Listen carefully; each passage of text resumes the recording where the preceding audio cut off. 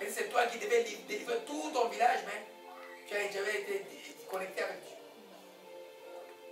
Alléluia. Amen. Donc, si nous pouvons faire les choses que Jésus a fait, c'est à cause du Saint-Esprit, d'être rempli du Saint-Esprit. Alléluia. C'est pourquoi Pentecôte a une grande signification pour les enfants de Dieu. Jusqu'où tu veux aller avec Dieu. Et ton Dieu, c'est seulement pour qu'il te donne un travail, pour qu'il te donne une maison. J'ai vu des chrétiens comme ça. Pour qu'il te donne, quand il a un travail, puis Dieu devient secondaire. Pour qu'il te donne une femme, qui te donne un mari. Non. Dieu t'a appelé pour que tu le sers. Alléluia. Il y a toujours quelqu'un autour de toi qui a besoin de Dieu. Il y a des gens qui ne connaissent pas la joie là. Qui croient que l'argent vient de l'argent. L'argent ne mène pas la joie. J'en ai eu, j'en ai manqué. L'argent ne donne pas la joie. La joie vient, voilà, c'est cette joie que nous avons. Amen. Par les Saint-Esprit. Alléluia. Oh, gloire à Jésus-Christ. Donc, si nous comprenons cela, amen. Donc, les chrétiens ont besoin vraiment d'avoir le Saint-Esprit. Il faut aspirer. Hein, dans le texte de Luc, il dit, Dieu ne donnera-t-il pas, si toi tu es un bon père, ton enfant te demande du pain, tu lui donnes du pain. Et Dieu ne donnera-t-il pas le Saint-Esprit à ceux qui lui demandent. Ça fait référence au baptême. Parce que quand vous avez donné votre vie à Jésus-Christ, c'est automatique que le Saint-Esprit vient à vous. Parce que Dieu vient chez Jean sous forme du Saint-Esprit. Ça c'est automatique. Mais quand il parle de demander, c'est d'être rempli. Alléluia. Amen. Gloire à Jésus-Christ. Donc on va aller rapidement au Marashika Malakaya. La montre est exacte, il est 14h moins le quart. Oh, j'ai le temps, c'est bien, merci. Alléluia. Quelles sont les conditions? Tu es ici, là, tu verras les remplir du Saint-Esprit. Ou tu demandes les remplir du Saint-Esprit. Mais les choses n'arrivent pas. Alléluia. Amen. Ok. Ok. Amen. Alors, je vais vous parler de conditions pour être rempli du Saint-Esprit. Amen. Ce que je vais enseigner, c'est les étapes classiques. Mais Dieu peut renverser l'ordre dans ta vie là. Dieu est souverain. Alléluia. Amen. La première chose pour que Dieu te remplisse du Saint-Esprit, c'est un cœur repenti et converti. Alléluia. Alléluia. Allons avec l'acte des apôtres.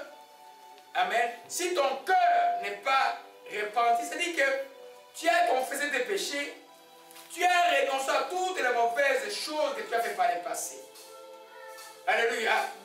J'ai eu une démonstration tangible. J'en ai eu un tangible, c'est moi. J'ai vu ça, c'est moi ici. La vie de quelqu'un qui est ici. Une repentance sincère qui m'a bouleversé dans le cœur à la fois. Mais le bénéfice était que la même nuit, je ne savais pas que le Saint-Esprit l'a visité. La personne m'a appelé à 2h du matin en train de trembler. Qu'est-ce qui m'arrive? Alléluia. La repentance est sincère. C'est-à-dire que vous savez que Dieu connaît toutes choses. Dieu sait que quand tu étais enfant, ta tante t'a fait des choses sur toi. Dieu sait qu'on t'a mis de la sorcellerie quand tu étais enfant. Dieu sait que tu as volé. Dieu sait que tu as trompé. Dieu sait que là où tu étais. Dieu connaît tout. Alors je dis aux enfants de Dieu, ne soyez pas bêtes. Quand tu demandes pardon pour tes péchés, sois ouvert. Je vous ai déjà tout parlé de ma vie, pas seulement que je sois chrétien ici. Je ne crois pas à la chrétienne. Je n'ai jamais été dans un séminaire. Amen. Je suis un scientifique seulement, un médecin que Dieu a fait grâce. Alléluia. Qui était un mondain. Amen. La clé, c'est ton cœur, savoir confesser son péché véritablement. C'est repentir, ça veut dire que tu changes de direction. Si tu volais, tu ne voles plus. Si tu tuais, tu ne tues plus. Tu te mentais, tu ne mens plus. Donc, tu fais preuve à Dieu que tu es sur un nouveau chemin qu'il a tracé pour toi. Ça, c'est la chose.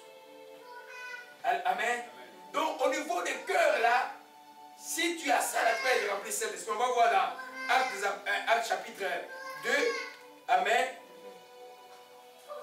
Alléluia. Amen.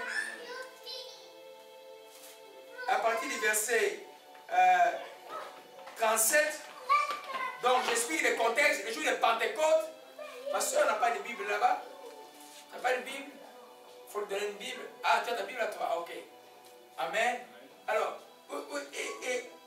les jours de Pentecôte, quand les gens ont vu que quand ils étaient gens ivres, ils arrivent, ils ne sont pas ivres, ils entendent parler en leur langue.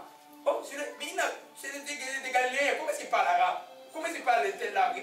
Ils étaient étonnés. Et puis Pierre prend le discours. Amen. Pierre qui vivait dans la peur, je vais vous expliquer comment les Saint-Esprit peut aider quelqu'un à sortir de la peur. Pierre prend le discours, dit simplement que vraiment, c'est ce que Dieu a annoncé depuis les temps anciens qui devait arriver. Cela est arrivé. Ces gens ne sont pas ivres. Il est 9 h du matin. Ils ne sont pas ivres. Ils n'ont pas encore eu l'état de boire. Mais ils sont ivres de qui? De quoi? Du Saint-Esprit et de sa puissance. C'est un peu comme zinzin, un peu comme un ivre un peu. Alléluia. Mais tu es ivre, un ivre sage. Alléluia. Alors, maintenant les gens posent la question. Il dit, après avoir entendu ce discours, il dit, le cœur vivement touché, il dit à Pierre et aux apôtres, hommes frères, que ferons-nous? Pierre leur dit, répandez-vous que chacun de vous soit baptisé au nom de Jésus-Christ pour le pardon de vos péchés et vous recevrez les dons du Saint-Esprit. Répandez-vous, changez de vie. Amen. Abandonnez le mal. Amen. Demandez pardon pour confesser vos péchés et puis pour peut-être pas la nouvelle création. Alors, vous allez recevoir les dons.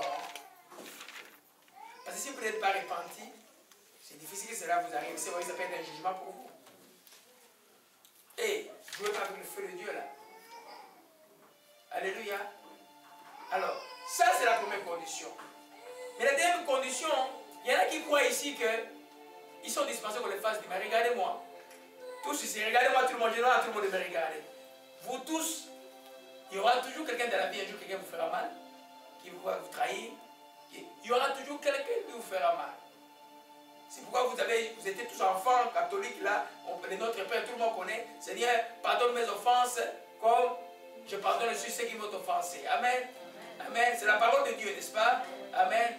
Donc, beaucoup ne reçoivent pas parce que leur cœur ne pardonnait pas. Si ton cœur ne pardonne pas, tu ne peux pas recevoir parce que tu bloques la source du Saint-Esprit. Quand on est rempli du Saint-Esprit, ça dit que le même esprit qui est en toi jaillit et t'est rempli. Amen. Mais là, quand tu ne pardonnes pas, tu mets une barre ici, il ne peut pas te remplir. Amen. Il ne peut pas te remplir. Pardonner, c'est un acte de foi. Et tu dois pardonner tous les jours les gens qui te font mal. Tu t'agenouilles, tu commences à le bénir. Plus tu bénis quelqu'un, plus tu le bénis, après tu vas prendre la paix dans le cœur. Si tu ne le bénis pas, cela ne se passera pas. Alléluia. Tu n'es pas quelqu'un qui pardonne. Oubliez de te remplir, Saint-Esprit. Alléluia. Parce que Jésus a dit, ceux qui croient en son nom, le fleuve de quoi? Des vies. L'Esprit parlait aujourd'hui on m'a fait des prophéties là. Des rivières. Amen. Rivière de Jésus. Amen. Tu as écrit rivière. Cette rivière ne coulera pas. Cette ville ne coulera pas. Alléluia. Tu bloques tout, tu bloques. Jésus, on l'a. Bon, Jésus a dit c'est le Seigneur. Mais Étienne, la Bible dit qu'Étienne était un homme rempli du Saint-Esprit. Amen. C'est le verset dans Actes chapitre 7. On a lapidé Étienne jusqu'à la mort. Il a dit Seigneur, ne les impute pas ses péchés. Alléluia. Pourquoi a-t-il pardonné? Parce que le Saint-Esprit a. Alléluia. Amen. Amen. Donc ça c'est la première condition. La deuxième condition, bien sûr quand tu es venu pour te répandre, c'est pour être né de nouveau. Il y en a, être né de nouveau, ce n'est pas un acquiescement mental. Ouais, je vais parler en français simple. Ce n'est pas recevoir Dieu dans ta tête là.